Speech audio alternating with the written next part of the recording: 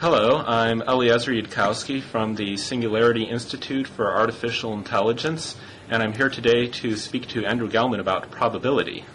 Hi, I'm Andrew Gelman from the Statistics and Political Science Department at Columbia University, here to speak to Eliezer about how he uses probability. So I thought in one of your comments somewhere, I think you contrasted my view of the world to Nassim Taleb's, which is something I wanted to ask you about. But let me sort of open with the following question. If I take a fair coin and flip it 99 times, and it comes up heads every time, what is the probability of it coming up heads on the 100th flip? It seems unlikely that a coin would be heads 99 times if you're flipping it right. So it doesn't. It seems like if you're doing that, I guess I'm not quite sure what you mean by a fair coin. But if you take a coin that's an actual, like, regular quarter or whatever, and you flip it 99 times and it's heads 99 times, then I imagine you're not really flipping it in a random way. So Nassim Taleb gives the example of this sort of good trader, stock trader and so on, or rather he gives the example of a poor trader who, faced with this problem, answers, well, it's a fair coin, therefore the probability on the 100th flip is 50%, since it's independent of all the other times the coin was flipped by the definition of the fair coin. And the smart, streetwise trader who looks at this and says, there's no way that coin is fair, that coin has got to be fixed. And the thought I had looking at this particular probabilistic dilemma, which I think sort of steers us into a number of interesting issues, is that on the hypothesis of a fair coin, every possible sequence of heads or tails that you can come up with is equally probable. So there's no way from within the strict notion that this is a fair coin that you can ever notice anything unusual, anything unexpected about any set of sequences, because they're all equally probable. So to say, aha, there's something funny about this coin, you've got to be reaching outside the fair coin hypothesis and using something like, say, Laplace's rule of succession, which, for the benefit of our audience, we should probably try to explain all mathematical terms that we use over here. Laplace's rule of succession says that if you see a coin, if you see a biased coin but you don't know the bias is somewhere between 0 and 1, but you don't know where, and the coin comes up, say, heads 3 times and tails 6 times, then your guess would be, I said 3 and 6, so 4/11ths would be the probability it has heads next time. You sort of add 1 to the number of heads, and that divided by the total number of coin flips is the probability of getting heads next time, due to some math that was originally invented by Thomas Bayes, which is why it's called Laplace's rule of succession.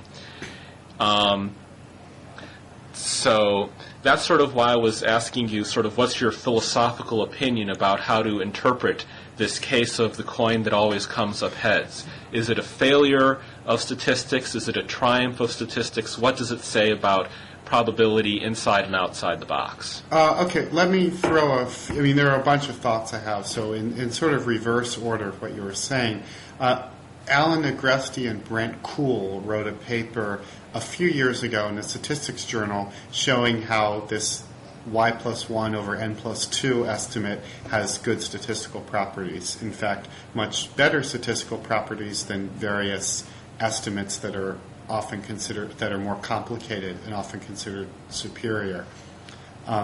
Just a little background on that problem is that the hard part, estimating frequencies, as you illustrate with your example, it becomes hard when they're close to 0 or 1. So if you get if you have 10 tries and you have 3 successes and 7 failures or whatever, just about any estimate you get will be reasonable. If you have 100 tries and they're all successes, or 99 out of 100 successes, then your succession rule is going to become more important. The y plus 1 over n plus 2 rule will not work well for estimating probabilities like 10 to the minus 6, things like that, but they will work well in estimating sort of probabilities that are more in the middle of the scale, which, of course, is completely consistent with Bayesian reasoning that the prior distribution you use is going to depend on what family of problems you would work on. So I sort of want to quickly jump in here and say that Bayesian is a branch of statistics, and Andrew and I have a number of disputes because I'm part of the People's Front of Bayesianism, whereas he's part of the Bayesian People's Front. And that one of the big open issues in Bayesianism is sort of where do you get the beliefs that you have about the problem before you look at any evidence, and that help tell you how to interpret the evidence as it comes in. And please continue. Oh, when that movie came out, I laughed so hard. I remember I went to it when it came out. And, So to get back, the reason why I wanted to say this about the prior distributions and all that is that I'm sort of a practical Bayesian in the sense that I think there is prior information, which is in research problems, which is not necessarily what would be called subjective information, but more what you might call generic information, which I actually imagine, I don't really know much about computer science or computer engineering, but I imagine it would be appropriate to software sorts of situations. And to get to the rule of succession example, you wouldn't use this rule of succession to estimate probabilities of 10 to the minus 8th or 10 to the minus 6th even. But the idea is that you wouldn't use that rule because you pretty much know ahead of time when you're working on problems that are 10 to the minus 8th or 10 to the minus 6th, and then you'd use a different rule. Now, to get back to the coins, I think what's happening there is, I wrote a paper actually about coin flipping with Deborah Nolan a few years ago, and one of our points was that when you're flipping a coin in the air and catching it, the bias is not in the coin, it's in the coin flip. So there's not really such a thing. I mean, all coins are fair coins in the sense that, assuming except for double-headed or double-tailed coins. I was just about to mention that. other than those, and coins that are wrapped around like tacos and so forth. But if you take a coin and try to weight it and bevel it or whatever, and you flip it, if it's flipped high enough, it's going to be 50-50 how it lands. So it's not a matter of having a biased coin, it's the flipping procedure. So that's why I was sort of careful when you gave your example to say that you're saying it could very well be a fair coin but not flipped in a fair way. But I think you have a statistical question, which is how can I... It's clear that in practice it's legitimate. I mean, I assume you would agree with me that in practice, if someone has the coin and it flips heads 99 times, just as in that Tom Stoppard play, that you would believe that the coin flipping is not really random. I mean, it'd be hard to believe otherwise. But it would be extraordinarily... any sort of prior that looks for structure in the coin flips is going to... in terms, if you sort of visualize that as a probability distribution over possible sequences of coins, then 99 heads followed by heads is going to have a higher probability than 99 heads followed by tails in the prior probability distribution. And so when you see 99 heads, you should think heads again. Yeah. And if you have a distribution like that mixed in with, say, the hypothesis this is a fair coin, then by the time you get to the 99th head, your structured probability distribution is already going to have been predicting higher probabilities for heads along the way than the fair coin distribution. So if you assign any probability at all to start with to the thesis that there is structure in the coin flips. By the time you're up to the 99th head out of 99 heads in a row, virtually there's some odd noises coming from your end. Well, I think let me just see. But in any case, by the time you get up to the 99th head, virtually all of your probability mass is going to be in the structured prior distributions, and none of the probability mass is going to be left in the fair coin distribution, which I would say shows the triumph of probability theory when you're dealing with this problem of the unfair coin. Whereas Taleb in his book seems to present it as more of the failure of mathematics to capture the difficulty and chaos of the real world, which seems to me like a very important philosophical difference, and that's something I'd like to get into at some point. Oh, okay. Well, yeah, so I think we're in agreement on this coin thing. I mean, the point is that there are two scenarios. One is that you have a set of models already in which you have a broad model, and by the time you get your 99th coin flip, you have a pretty good idea of what's going on. The other is that you start with the model of pure randomness, in which case, after you get to the 99th coin having a problem, you realize the model doesn't fit, in which case you go back and build a bigger model. So I think the end state, let me finish, and then I think the end state, we're at the same. The end state is that we are fitting a larger model or using some approximate procedure and getting the same answer. And the only question is, when does one expand the model? Do you expand the model before you start, or do you wait until you have 5 heads in a row, and then you start maybe putting some effort in to make the model a little bigger? So this indeed gets into one of the issues that I wanted to talk about, and one of the subtleties of this problem of the unfair coin is that there's no way to see within that single model of the fair coin that there's a problem. Now, if you start out with the belief about a coin that it is 99% biased towards tails, you start out with the belief about the coin that it's 99% biased towards heads, 1% biased toward tails, or as you say, the flipping procedure is biased. Right. Although, of course, here fair coin is just really standing in for some arbitrary binary variable about which we have beliefs. But so if you start out with the belief that the coin is 99% heads, and instead it comes up with some random-looking mixture of heads and tails, you can notice from within the model that the model is wrong, because the model is giving you much worse answers than the model itself predicts it will on average give. This is actually an idea that came out of a discussion I had with a fellow named Nick Hay, who I think is either finishing up his master's or starting his I believe he's starting his PhD at Berkeley now. Working, if I remember correctly, with Start Russell. And this was when I was sort of asking, how do you notice when your model is mistaken? And Nick Hay's idea was to take the expected probability that the model claims it should assign to an average case, or actually, of course, the logarithm of that probability. But for now, I'll talk about this model predicts that you should see mostly heads, and so you should get a joint probability, a very high score. You should have made mostly accurate predictions. And then it actually comes out as a mixture of heads and tails. So your Bayesian score, your joint probability, is much lower than you expected. And you can see from within the model, without consulting any other models, you've got some kind of big problem going. Okay. But with the fair coin hypothesis, having 100 heads in a row doesn't tell you anything's wrong, because that's exactly as probable as any other outcome.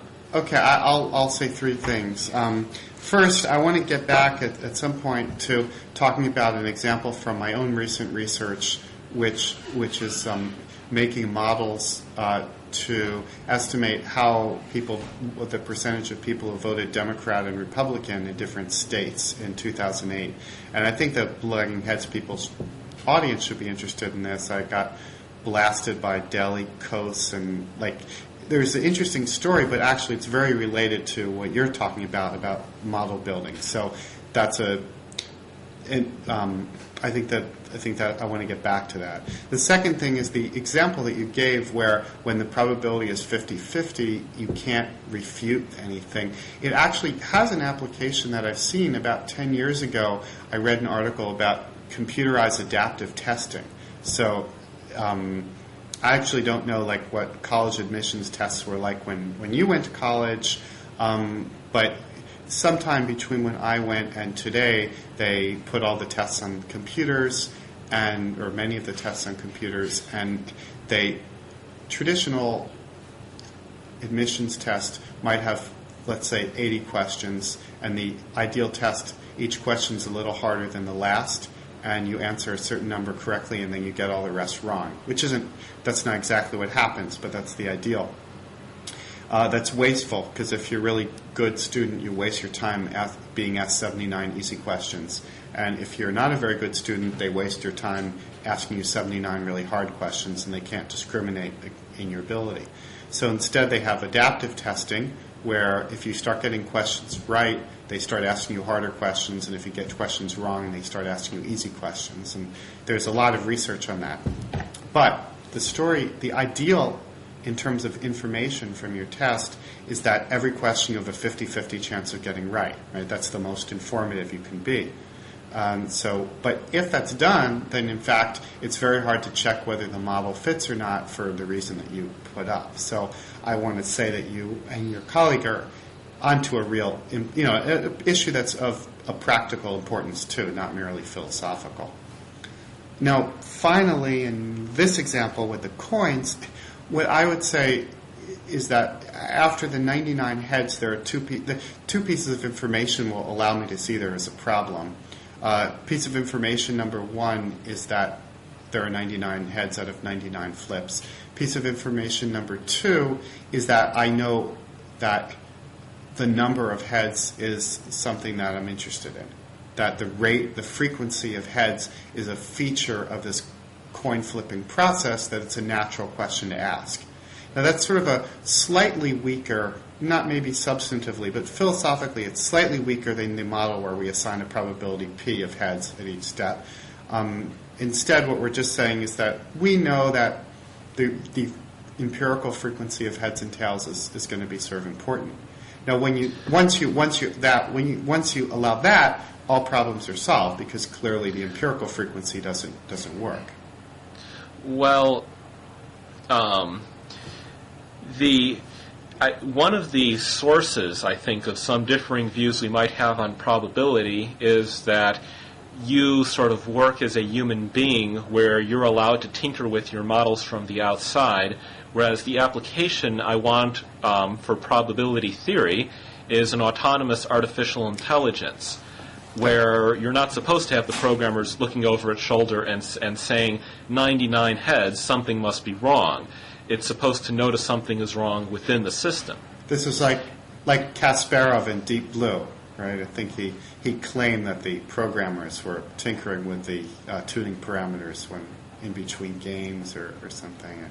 Right. No, that's a good point. I mean, can I digress and talk a little bit about the differences between your perspective and my perspective? Is this a good time? Well, we certainly should talk about that at some point during this dialogue, so by all means. Okay. So I know about you for two reasons, and one, of course, is that I once gave a talk at Robin Hansen's institution, and he asked me to join in his blog, which you are a participant in or an organizer in also, so I read a lot of your blog entries. And the other way is that people have many times referred me to this article that you wrote that's on HTML about Bayes and said, hey, you teach Bayes, here's this article, I think your students will really like it. And I found the article to be very well written, but not to represent what I consider Bayesian statistics. Not wrong, but a different thing that has the same name.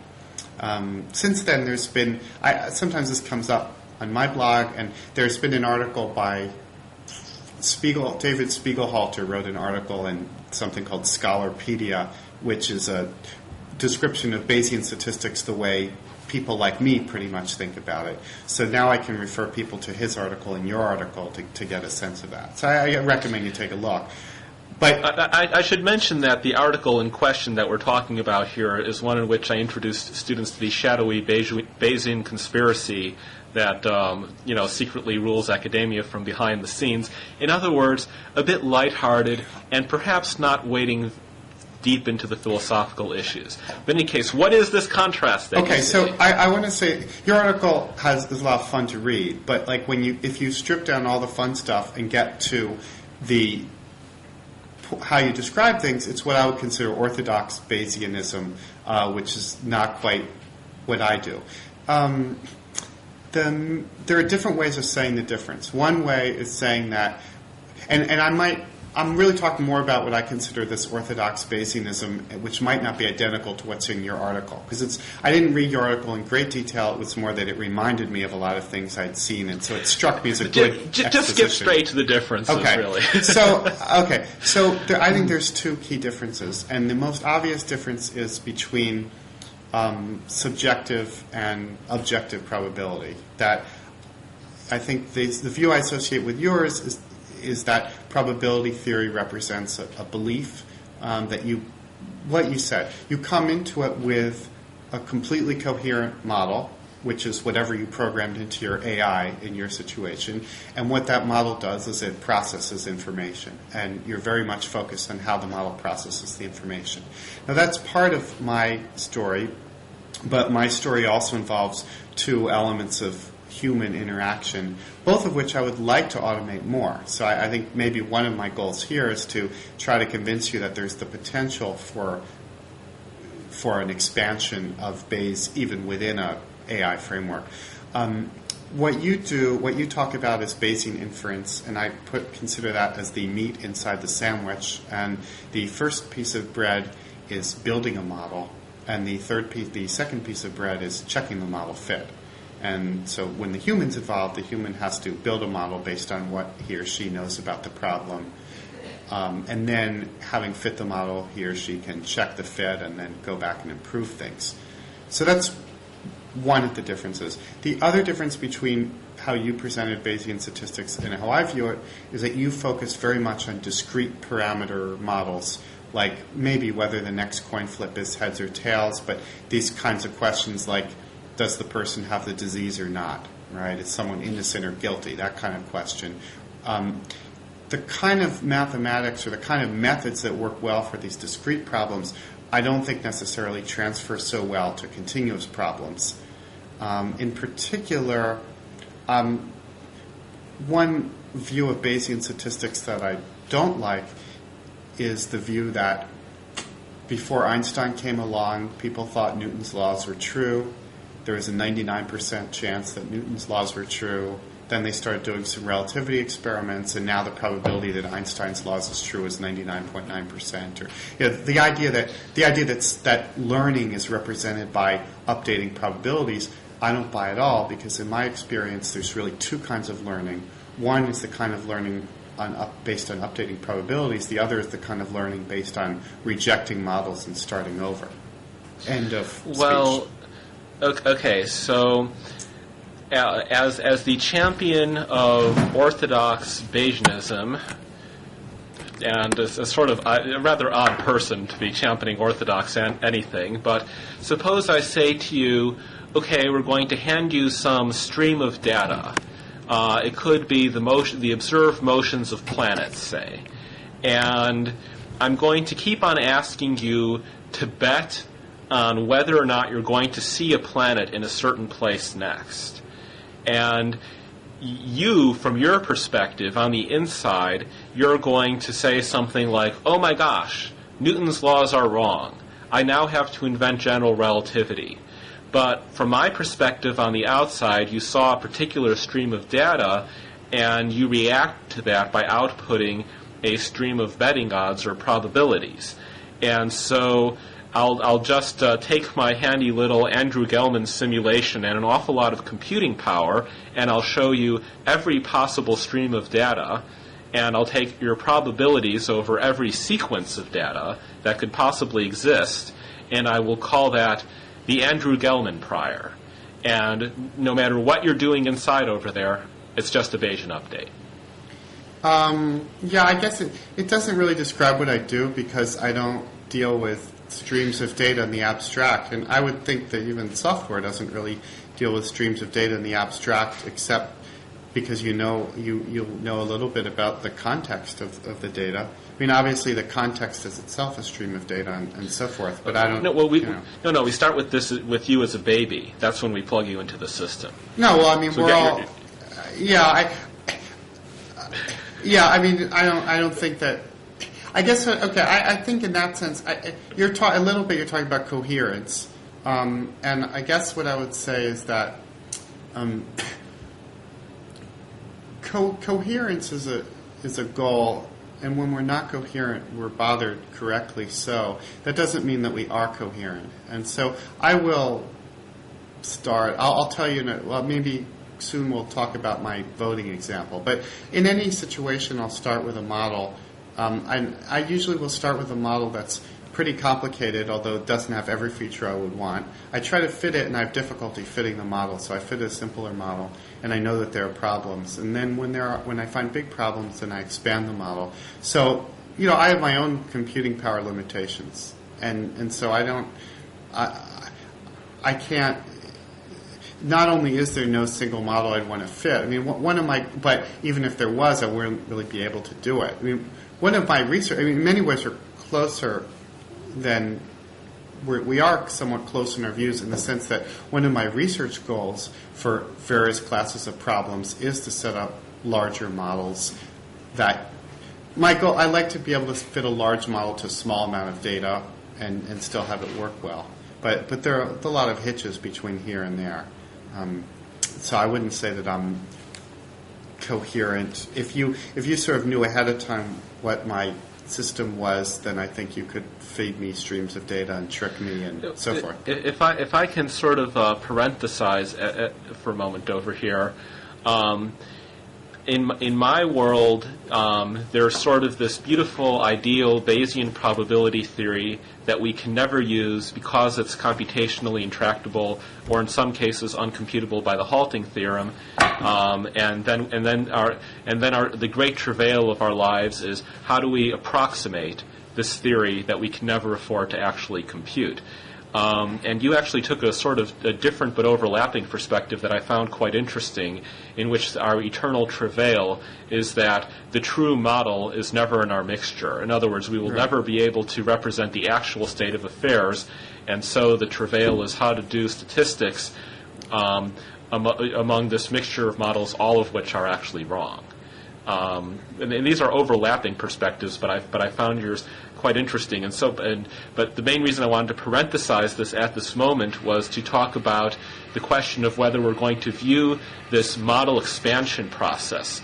I would tend to look at that and try to put it into a fundamentally Bayesian framework in which your attempt to generate a new model is interpreted as the closest you can come computationally to approximating the true update that you would be able to do if you could represent and update all the models simultaneously to begin with. And so you're adding a new model is not stepping outside the Bayesian framework, but rather trying to approximate the uncomputable Bayesian framework using your limited computing power. And that goes back to that sort of the sort of Taleb Yudkowsky distinction that you talked about somewhere very promisingly, but never quite went into detail, which is that sort of how far do you jump outside the system, and are you jumping outside Bayesianism or are you jumping inside Bayesianism? Well, okay, I think it's a good way of putting it. I think that there's inevitably going to be stuff on the inside and stuff on the outside. And I would like to put as much on the inside as possible, but what I object to is when people try to stick everything in the inside that doesn't fit. So for example, if I have a certain model, I mean, like a common problem, linear logistic regression, and people will say, well, I might have these 5 predictors, I might have these 4 predictors. I have different sets of predictors that I might want to consider. And they'll say, well, what's the classical approach? We fit a regression, fit different regressions, and then look at them. that's what I do, sort of. But parenthetical. Logistic linear regression means we're going to take a bunch of individuals, which might be people, observe a bunch of characteristics that might be height or weight, and try to fit a set of parameters saying how the variables relate to each other that we can use to predict some variables from other variables, and parentheses. Well put. I would say that you're much better at this than I am. That it must have to do with the fact that in your job you're supposed to actually do that, and in my job I'm not really supposed to do it. And I'm better at that than many people in my position yet. Anyway, that's very good. I envy your ability to do that. So you're doing this, and so the classical approach is you fit some different models. And there are good ways of doing the classical approach and bad ways, and I think I do a relatively good way of that. Some people will propose a Bayesian approach, which is to say, well, if I have a certain number of predictors, then I have some large number of potential models. So let's give each a prior probability and a posterior probability. So to my mind, what they're doing is they're trying to stick everything inside, but it doesn't really fit inside the Bayesian box. Because to me, it's not natural. So to say, well, I can predict some outcome based on height, or maybe based on weight, or maybe height and weight, or maybe height, weight, and blood pressure, or maybe it doesn't make sense to me. To me, in the kind of social and environmental science problems that I work on, if something can be in the model, it should be in the model. It is in the model. Now, my model won't be right. Everything really comes in non-linearly and non-additively and so forth. But it doesn't make sense to me to say that it's this or that. So I am a big fan of expanding the model. So to say, well, I think all these variables are in there, but I might have prior probability that many of the coefficients are low, they're near zero. I might have a model about the interactions. That's the kind of putting it inside the box I would like. There's always going to be something outside the box, though. Whatever I do, I'm always going to have to check whether it makes sense. It might be that I'm going to be lucky and I won't have to check whether it makes sense in a given application because the model is pretty damn good, but it might not. As an AI guy, I should mention that what I'm hearing here is I am a more powerful and general statistical tool than the software that I use, and so I have to oversee it. Yeah, that's fair. I mean, sure. I mean, if software includes the model, we have a pretty limited class of models that we use. We have normal distributions and binomial distributions, and we stick them together in certain ways. I mean, it's more like, I don't know. Say you're like, you're suppose you're drawing. I'm not a good artist. I like to draw, but I'm bad at it. So I draw something and I can't do it, but I can certainly see that my drawing is bad, even if it's not clear immediately how to improve it. So it's similar. I have limited tools fitting models. My tools are better than many, and I'm sure worse than some. Now, using certain things, I don't think, and I don't think anybody has the tools that will really do it yet for a lot of problems I've worked on. Well, yes, us artificial intelligence people, who are the ones who are supposed to be automating all the abilities of statistics professors, have not come close to finishing our own jobs, as everyone knows. Right. Well, yeah. I mean, you have to start somewhere. I mean, that's fine. But so, should I tell you the story of the voting? Let's get to that story. It sounds like it might be an important story. At any rate, it keeps coming up. So let's tell that story. Okay. So a few months ago, I posted some maps on 538.com of how people of different income groups voted in the election by state. So we had 5 income groups in 50 states, actually 48 states, because you don't get good survey data from Alaska and Hawaii. So this map, 5 maps of the 5 income categories, and people liked it. So then I wanted to see how white people voted. So I took the subset of my data that were just white people and did the same analysis and posted those. And then people liked that, but then there was a post from Daily Kos, the political activist, saying, well, these are nice maps, but they're just terrible. And he looked at a few states and he said, I'm going to go and check the exit polls. So he checked the exit polls and my maps disagreed with the exit polls. And so he said, well, I'm wrong. Now, I use different surveys than the exit polls. I use some pre-election polls, which I think are better than the exit polls for many reasons. You could argue that they're worse. But I looked carefully at Kos's criticisms, and many of them were valid. I actually had mistakes. I was in some way thinking like a classical statistician, which was, well, I'll be wrong 5% of the time. That's life. Okay. But you're not supposed. We can be wrong a lot, but you're never supposed to knowingly be wrong in Bayesian statistics. If you make a mistake, you shouldn't know that you made a mistake. That's a complete no-no. And Yes. I had a lot of mistakes, and so I looked back, and there are a lot of holes in what I did. Now, the last hole, which is never fillable, is that the model. Well, there are two holes that are never completely fillable. One is that the surveys aren't perfect. There's non-response and all that. The other is that the model that I fit is never perfect. But there were some fillable holes, which I'll briefly mention to give a sense of what I do. One hole was that these are survey data, but you have to renormalize them to adjust to fit to the election outcomes. So if the survey said that Obama got 56% of the vote, but he actually only got 53% of the vote, then you have to subtract 3% from his vote share in order to match what you actually know. It's not enough to say I summarized the survey results. I want to know how people actually voted. So some of my problems came from that. But then the second problem came because I slipped this by pretty quick. I fit the model to all the data and got estimates for how everybody voted. And then I fit the model to just whites and got an estimate for just whites. But those were different models. And my inferences from those two models weren't really coherent, which I think you can sort of see at some level when you think about Bayesian inference, is that if I have a model for whites and a model for everybody, there must be some implicit model for non-whites. But if I haven't said what that model was, it came out by accident, it's probably not really coherent with everything else I was fitting. The third thing was, well, do you want to interrupt before I give the third thing? Well, I was just going to say that clearly whatever you're doing is approximate Bayesianism, or using Bayesian methods that are not the true, pure probability theoretic methods, because the true uncomputable Bayesian way that it is as pure as melted snow in a pool of still water will not do this sort of thing. But please continue. Well, okay. The full Bayesian version is that I have two sources of information. I have survey data and I have the election data. And you need to, and the model is that I'm estimating the proportion of different types of people within a state who voted a certain way, and the election data, because it's actually how people voted, gives me a constraint.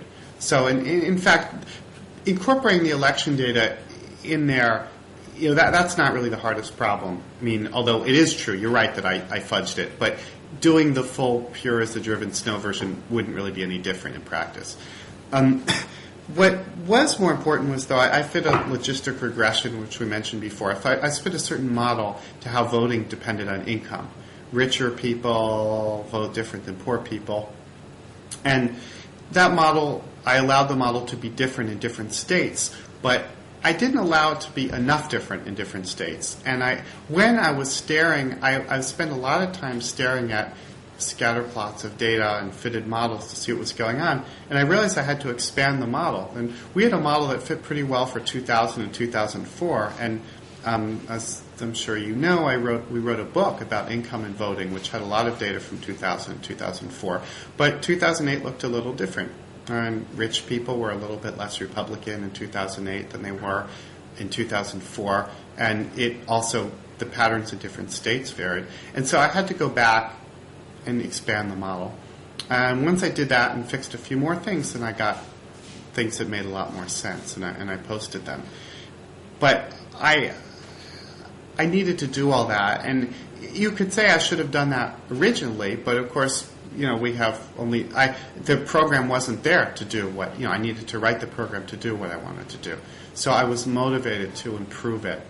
And that's sort of the feeling of Bayesian inference to me, is that it's a very powerful tool. So one of our phrases in Bayesian inference is, with great power comes great responsibility, by which we mean that Bayesian inference can create predictions of everything. And as a result, you can be much more wrong as a Bayesian than you can as a classical statistician, because you're willing to say anything.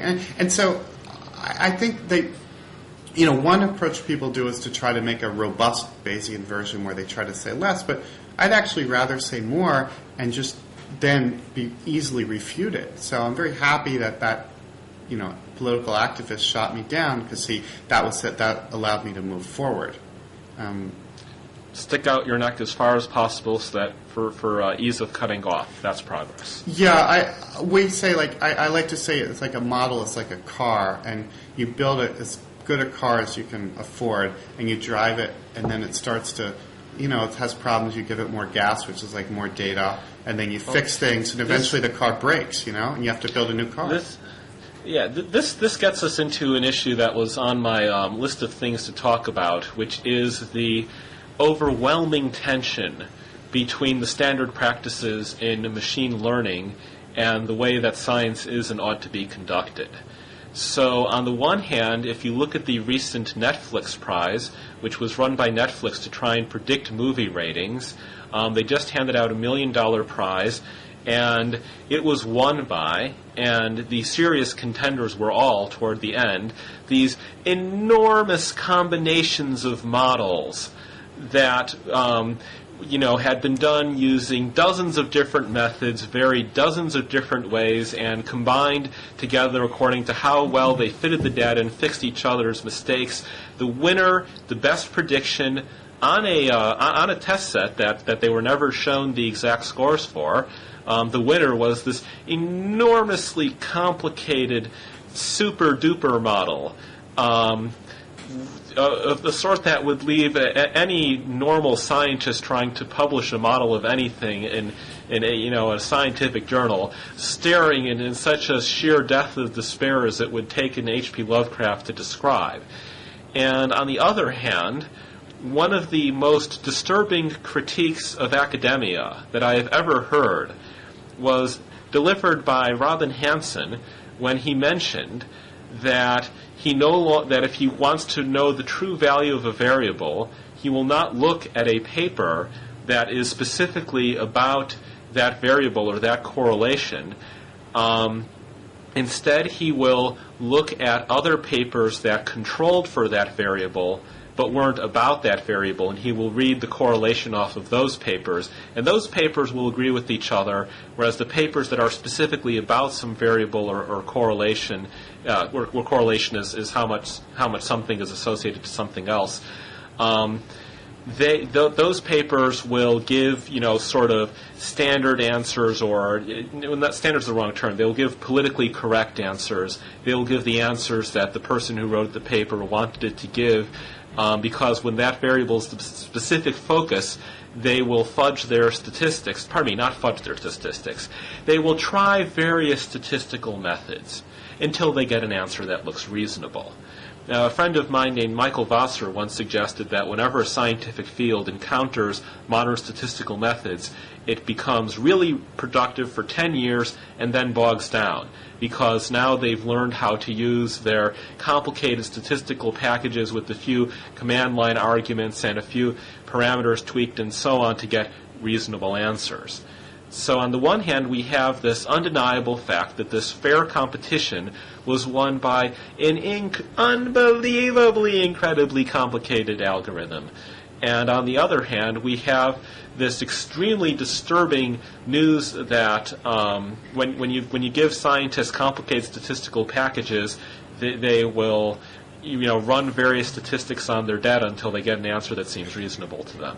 Okay, let me say a few things. I haven't heard Robin Hanson make that comment to me, but I don't think that's true of my own work. I mean, I've written a couple papers on estimating the probability of an election being tied, or estimating the effects of redistricting or incumbency advantage, and I think our estimates are just fine. Now, I mean, let's set aside the sort of sociology or psychology. I mean, obviously Robin could say, I think it's fine, but I'm not the expert.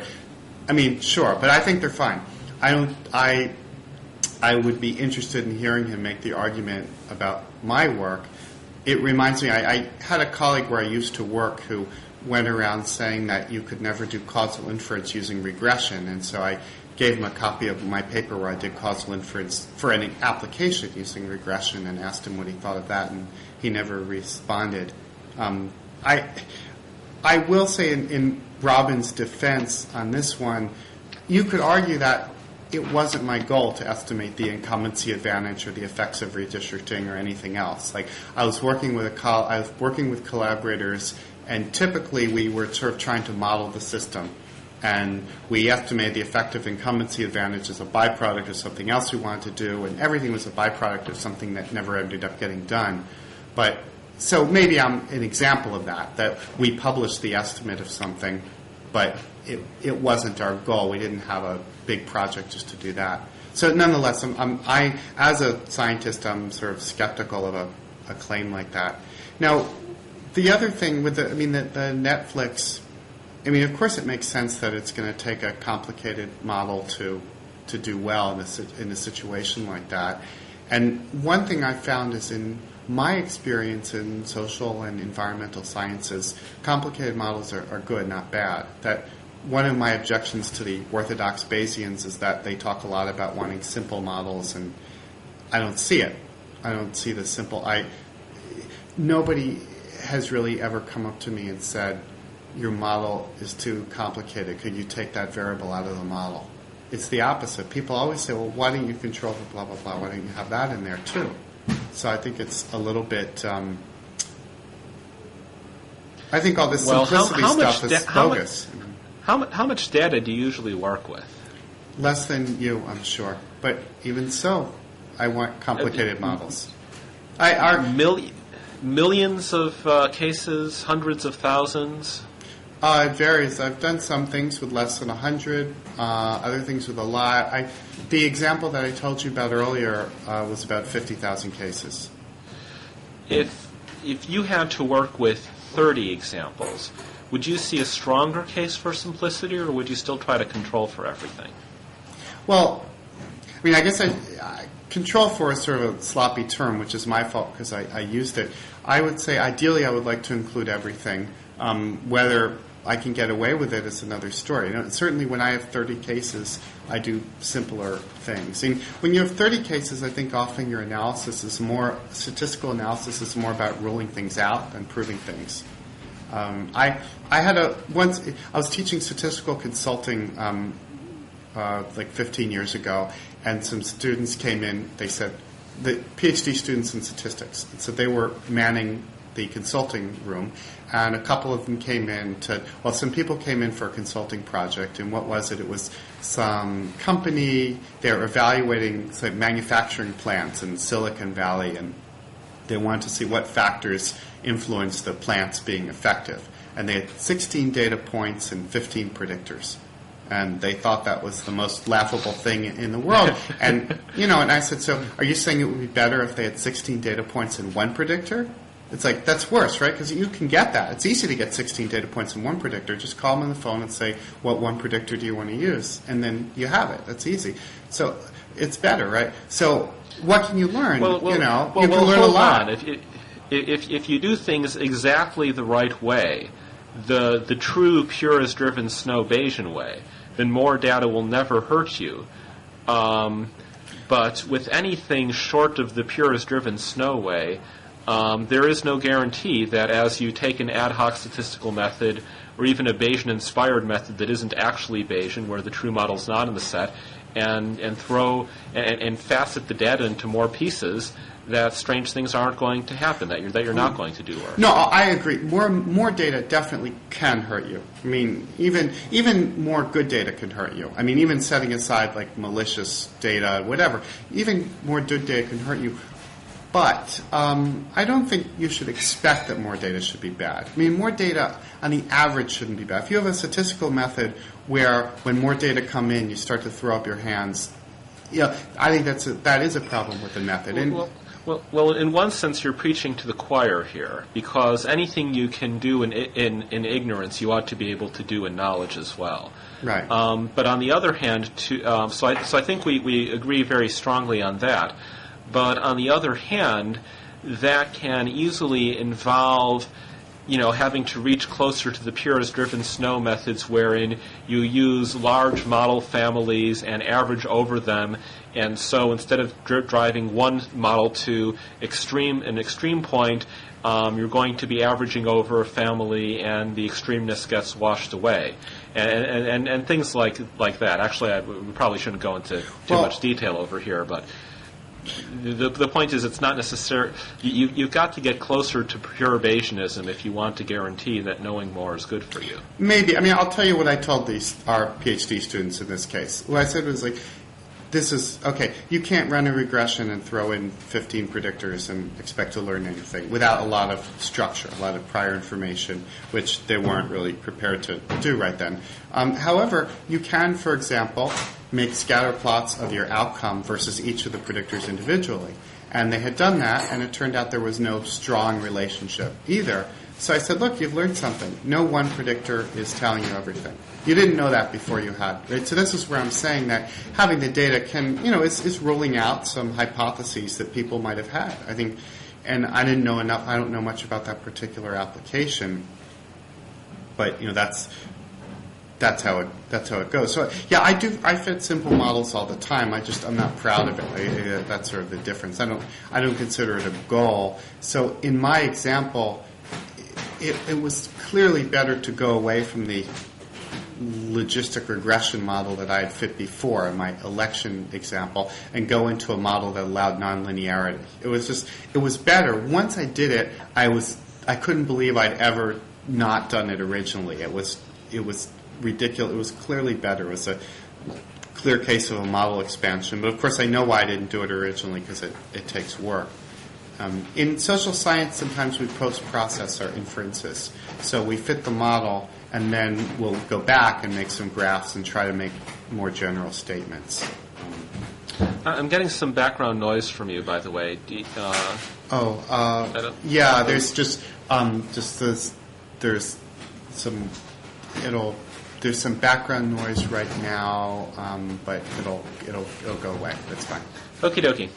Okay, so if I recall correctly, you made a remark at some point that you saw a sort of philosophical difference between Nassim Taleb, if I'm pronouncing that correctly at all, and myself. And I know that Taleb has expressed admiration for your work, and so I was wondering, and I see much to agree with and certain things to disagree with in Taleb's viewpoint. So I am very much interested in if you could amplify on what sort of distinctions you see.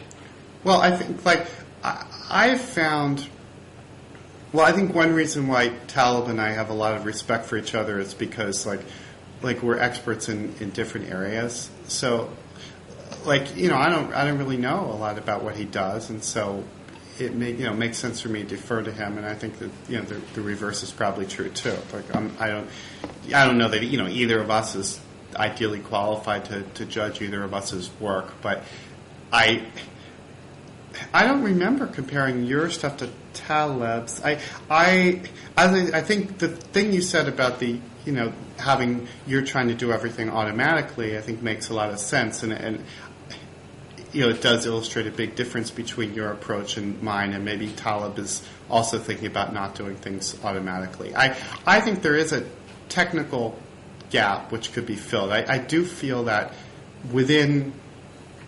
how to program up Bayesian inference. I've worked a bit on how to program up Bayesian software to allow model checking, which I think is very important. Now, how to have an artificial intelligence system do model checking all by itself, I'm not sure of. I'm not asking you to solve the major outstanding problems of AI during this particular dialogue. I will give you until afterward. But what I'm sure you can do it on your own. But no, the thing that I thought I could maybe add to your perspective is the idea that even within strict Bayesian inference, there are a lot of very interesting continuous models. And I felt, I don't want to hold you to some clever thing that you wrote many years ago, because your thinking might have moved on in a lot of ways, but rather that as I said, there are a lot of interesting continuous models, and if you think Bayesianism has to be about updating your prior, that doesn't bother me. But if you think Bayesianism has to be about figuring out discrete probabilities and sort of learning that a certain hypothesis is false and another hypothesis is more likely to be true, I think that's very limiting, because in the successes that I've found, I've had two sorts, as I think I said earlier, I've had two sorts of successes. One is within a model, I've learned details. So I've learned things about how people vote, and I've learned things about public opinion that I never would have learned without fitting a complicated model. The second thing is sometimes I learn that my model is bad, and that can be very helpful too. But it's never come up that I've learned that like model B is better than model A. And so I wanted to try to hope to make you think a little that there might be a sort of a broader view of what Bayesian inference is beyond that discrete model formulation. Well, in terms of, again, for me, it's all about computationally. Actually, there are some like open foundational issues in anthropics and various other things that I don't understand and don't claim to understand. So, in that sense, my understanding of even what probability theory is talking about is by no means a done deal. But this conversation that we're having right now, I think, is sort of still within, for me at least, within the paradigm of probability theory.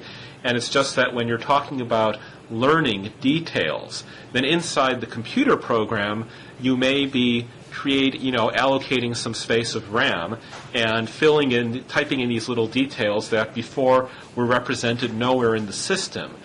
But I might just as easily be standing outside that and saying, well, that's a computational approximation to something we can never compute that would have written down all possible details at the start of the problem and would have been tracking the probability flows between these all possible hypotheses.